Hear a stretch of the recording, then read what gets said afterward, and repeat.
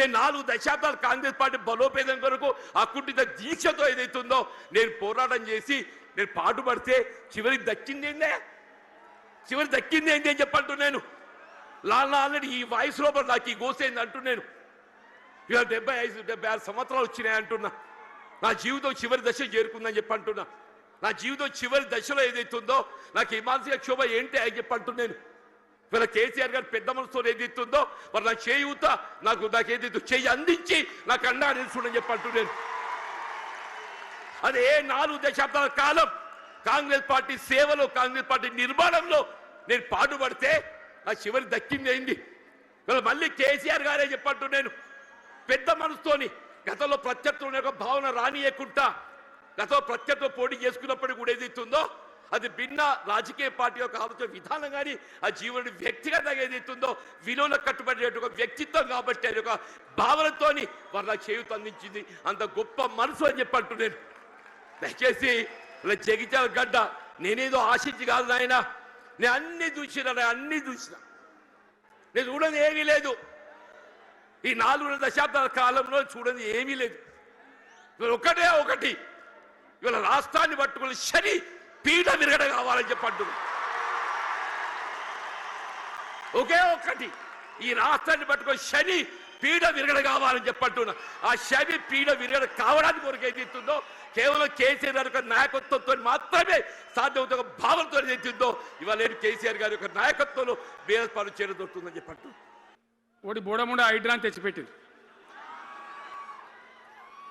దానికి ఆ హైడ్రాకు ఆ పిసిసి ప్రెసిడెంట్ అని ఉంటాడు ఆయన, కాంగ్రెస్ కమిటీ అధ్యక్షుడు, ఆయన నిజామాబాద్లో పోయి చెప్తుండు హైదరాబాద్లో హైడ్రా, నిజామాబాద్ కూడా తెత్తాం బిడ్డ, నిజామాబాద్లో నిడ్రా, రేపు జగిత్యాలలో కూడా జిడ్రా అంటాడు. ఇక అది ఏం కావాలి, మొత్తం పేదల కొంపలన్నీ కూల్చుడేనా?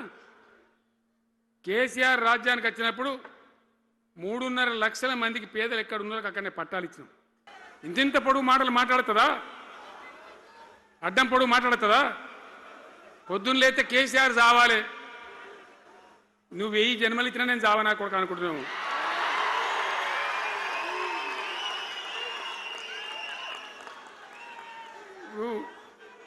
ఉట్టి మీద దాచిపెట్టింది, మన ఇళ్ళలో దాతారు కదా, ఏది ఉట్టి అని ఉంటుంది. ఇప్పుడు మీకు తెలుసో లేదో కానీ ఇప్పుడు ఈ మధ్యలో ఫ్రిడ్జ్లు మోపోయిన మునుపు ఉట్టి అనేది ఉంటుండే. ఎండిపోయిన చేపలోకి నీ రొయ్యలో అవి ఉంటే నీ వరుగులు ఉంటే దాంట్లో పెడుదురు. పిల్లికి అందదా ఉట్టి, కింద కూసుకొని శాపం పెడతా ఉంటుంది, తెగాలే పడాలి. పిల్లి శాపానికి ఉట్టి తెగుతుందా? మరి విధవలు కేసీఆర్ రావాలంటే కేసీఆర్ దత్తడా? మీ దీవెన మీ ఆశీర్వచనం ఉంటే జీవన్ రెడ్డి గారు అన్నాడు నాకు 75-76 ఏంటి వచ్చినాయి. జీవనా నేను చెప్తున్నా, నాకు కూడా 72 వచ్చినాయి. నీ వెనకనే నేను కూడా లైన్లోనే ఉన్నా. నేను ఒక్కటే మాట చెప్తున్నా, ఇక మా దేశభక్తి శ్రీనివాస్ ఏమో నాకు ఇంత పెద్ద కట్ట రాసి ఇచ్చాడు, నువ్వు మాట్లాడాలి ఇవన్నీ అవన్నీ కాదు. ఇక్కడ దరిద్రం పోయేదాకా ఇక్కడ టాప్ టు బాటం అన్ని వర్గాల ప్రజలు ఇది మా తెలంగాణ, మేము గర్వంగా బతుకుతాం, సంతోషంగా బతుకుతాం, అన్ని వర్గాల ప్రజలు తలెత్తుకొని వచ్చేదాకా మనం సేవ చేయాల్సిందే, చివరి శ్వాస దాకా కూడా చేయాల్సిందే, తప్పదు. బ్రహ్మాండంగా ముందుకు తీసుకొని పోవాలి.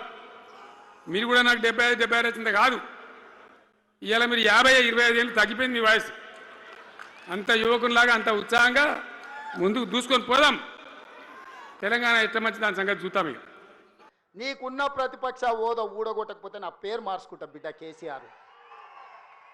2023లో నిన్ను ఓడగొట్టిన, 2024లో నీకు గుండు సున్నా ఇచ్చిన, సర్పంచ్ ఎలక్షన్లో పాతరేసిన, మున్సిపల్ ఎన్నికల్లో ఉప్పు పాతరేసిన, జూబ్లీ హిల్స్ కంటోన్మెంట్లో నీకు గోరి కట్టిన, వచ్చేసారి ఆ గోరి మీద మా కాంగ్రెస్ పార్టీ కార్యకర్తలు జెండా ఎగరేస్తారు.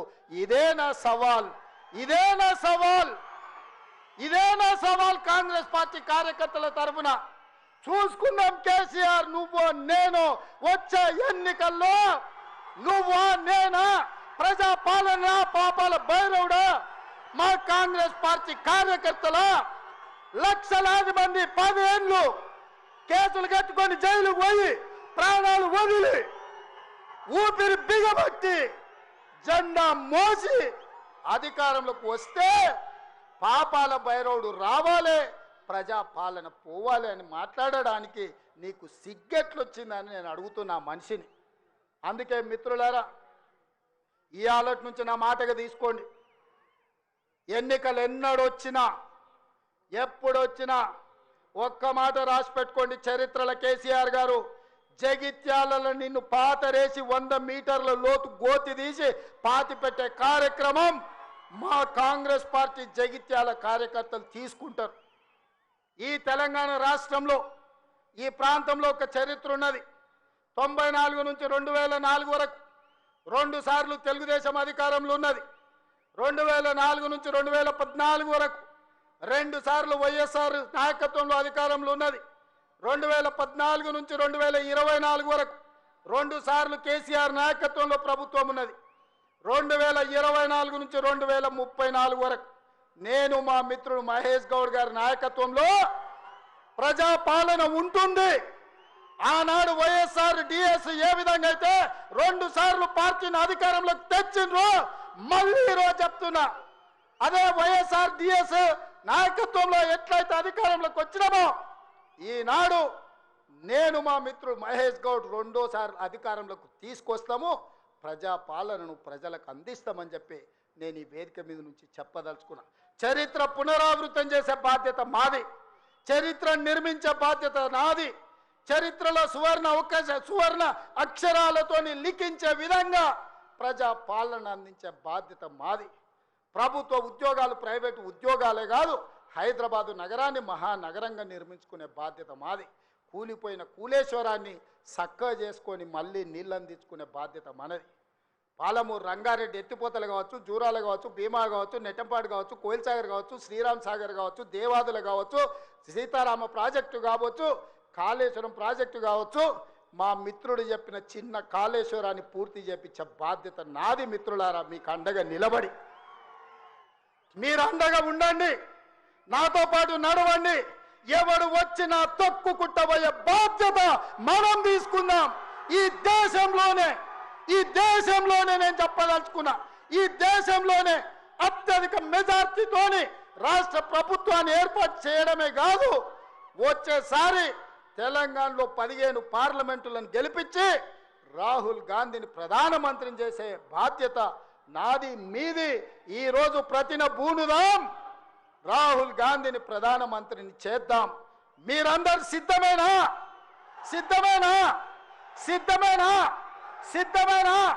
అక్కడున్న వేలాది మంది సోదరులు సిద్ధమేనా? సిద్ధమన్నోళ్ళందరూ చేయి పైకెత్తి పిడికిలు బిగించండి. వేదిక మీద ఉన్న సోదరులు కూడా, నాయకులందరూ నిలబడి చేతులు ఎత్తండి. మీరందరూ నిలబడి చేతులు ఎత్తండి. జై కాంగ్రెస్, జై జై కాంగ్రెస్. రాహుల్ గాంధీ నాయకత్వం, రాహుల్ గాంధీ నాయకత్వం.